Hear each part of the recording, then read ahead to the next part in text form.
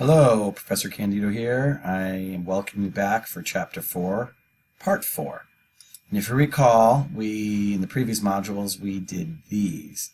I'm going to skip RM and RM-dir. We're going to do that last. We're going to move on to the find. And then in number 5 of my videos, for Chapter 4, we'll do these, and this will be number 6. So we're going to work with the find. So when you come over here and we do an ls-l, notice the ls command only looks in the current directory I'm in, which is pwd. It doesn't go into each of these children directories and does do a listing for me. So if I want to go look at what's inside the save directory and staying where I am, I actually have to say ls-l, go to the save directory. And you can see it shows me the contents of that. I want to introduce you to the find command. Find will not only look in the current directory, but it will also go into the children directories. So the first thing you need to do is tell it where to start searching. So I want to search in the current directory. And you type in name. What am I looking for? And you put it within quotes. And let's go see where it finds one.txt. Well, it should find it here, and it should find it in some of the other directories as well. And it did. Right here, you could see that it found it off the current directory in the save child directory or subdirectory one.txt, and also found it. So it found it here, and it found it in there. So that's great. I can then tell it to look for something else. So I'm going to look for host.conf. And I can put wildcards in there. Look for anything that starts with host. And I can use wildcards. Exact matches like this run faster than wildcards. And look, it found it in 2 places. It found a host file in the save subdirectory and also found it in the conf subdirectory. So that is great. What I'm going to do now is I'm going to touch and create 3 empty files. If you remember, touch can create empty files as well if a file does not exist, which clearly I do not have any files named BMW. And notice I have BMW spelled lowercase, uppercase, and proper case. So if I do a find, starting where I am, and I look for BMW star text, it only finds that one because it's an exact match on lowercase BMW. If I change it to iname, which means ignore case and look for something by the value of by the name of BMW.txt, it will actually find all of these because you can see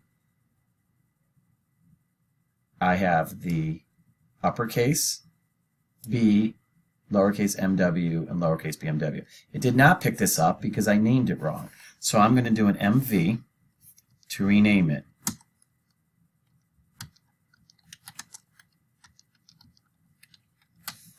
And while I'm at it, I'm going to copy any 3-position text file to the save area, subdirectory, save being a subdirectory. Okay. Let's try that find again with the iname.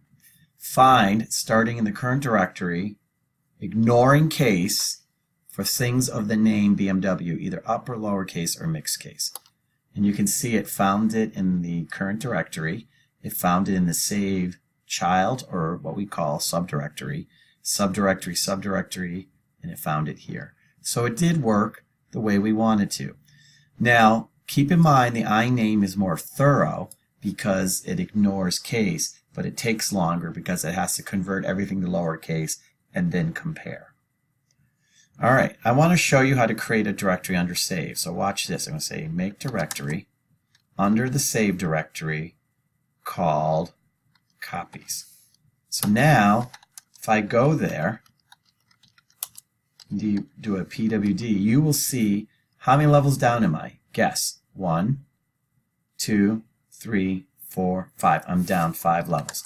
I'm going to return back to my home directory, and I'm going to copy all text files to save copies. So not only am I going into my child directory or subdirectory, I'm going into a subdirectory of my child. So this is a subdirectory of my subdirectory. So if I do the find again, it should find it in more places. Because look, I copied it to save copies, and it's there as well. Now I'm going to challenge you. I would like you to search the whole file system for all HTML files. And keep in mind, some people spell HTML different ways.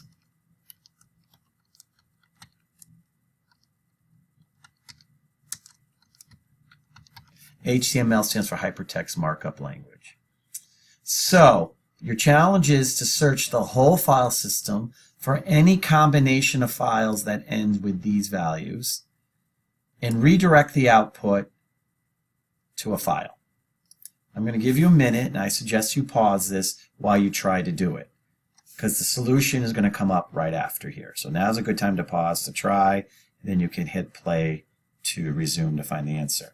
So to get it to work, you do find, and we don't want to say dot, we want to search the whole file system, ignoring case, looking for any file that ends with HTM.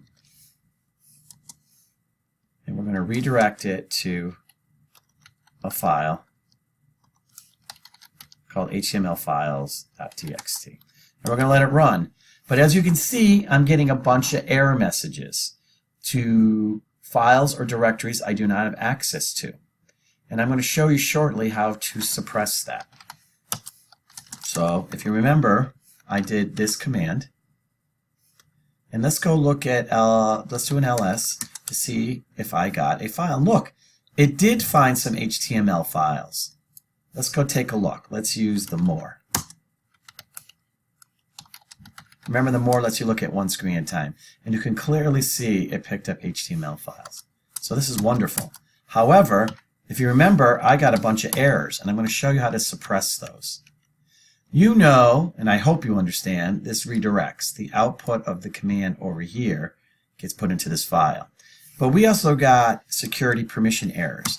So notice I'm doing 2 greater than. 2 greater than is a directive to tell UNIX that any error, such as permissions or any other unexpected error, should not be shown to the screen, but should be put into its own file called errors. You can name this file whatever you want. I happen to call it errors. So let's run it. So when this command is done running, I should have 2 files, htmlfiles.txt, which should tell me all the places it found HTML files, and the errors should have been created that contains all the errors for permissions. Let's go take a look. Let's use the more for HTML files.txt, and there they are. Q gets you out, and we're going to do the less command for errors. Do you remember what less lets you do compared to the more? If you said less lets you go forward and backwards, you are correct. And now notice, anything that was an error gets put into this file, which is permission errors. And you can see I got quite a bit of them. All right, so this command searched the whole file system, ignoring case, for any file that ends with an extension of HTM or HTML, upper or lowercase. If it found the file, the output was put to here. If any errors, that's what the 2 greater than, is encountered, it puts that error message into this file. So let's go look at my directory, and you can see I have errors, which is quite a big file, has a lot in it, and HTML files. So now you've learned how to use the find. One key point again is the ls lets you look at what's in a directory but only shows you what's here. And the find will look into the current directory plus all children directories. One last thing I want to leave you with is when we do ls-ls, I never showed you how to show just the child directories. So one way to do it is you can do an ls-ld */.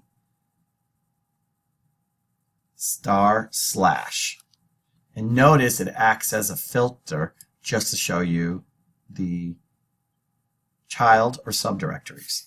You can also do the find to find any directories by saying find where I am, find starting where I am, type D stands for type of directory, and it will show you all the directories in the current directory plus all the children directories. And this is a wonderful tool to have as a Unix administrator.